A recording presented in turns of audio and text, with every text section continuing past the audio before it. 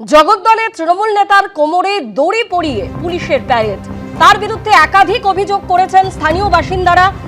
গ্রেপ্তার কাউগাছি ২ নম্বর গ্রাম পঞ্চায়েতের সদস্য সোনালী বিবির স্বামী। স্থানীয়রা দীর্ঘদিন ধরে তার বিরুদ্ধে একাধিক অভিযোগ করে আসছিল, আর এবার তাকে পুলিশ গ্রেপ্তার করলো।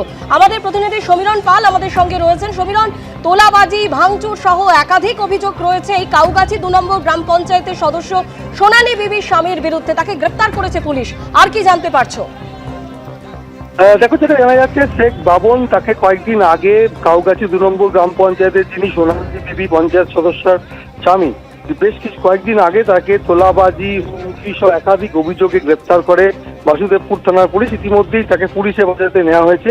আজকে কিছুক্ষণ আগে বাসুদেবপুর এলাকায় এই শেখ বাবনকে কোমরে দড়ি পরিয়ে এলাকায় ঘোরানো হয় এবং যেহেতু এলাকায় অত্যাচার করেছিল শেখ বাবন এবং এলাকার মানুষ তার অত্যাচারে অতিষ্ঠ হয়ে পড়েছিল এবং রাজ্যে বিজেপি সরকার প্রতিষ্ঠিত হয়েছে এবং বিজেপির বিধায়ক রাজেশ কুমার, জগদ্দলের বিজেপি বিধায়ক রাজেশ কুমার ভোটের প্রচারে গিয়ে এলাকার মানুষকে আশ্বস্ত করেছিল যে সন্ত্রাস মুক্ত করবেন, এলাকা দুষ্কৃতি মুক্ত করবেন, এবং সেই কারণে ভোট মিটতে না মিটতেই শেখ বাবনকে গ্রেপ্তার করা হয়েছে কাউগাছি ২ নম্বর গ্রাম পঞ্চায়েতের তৃণমূল সদস্যের স্বামী।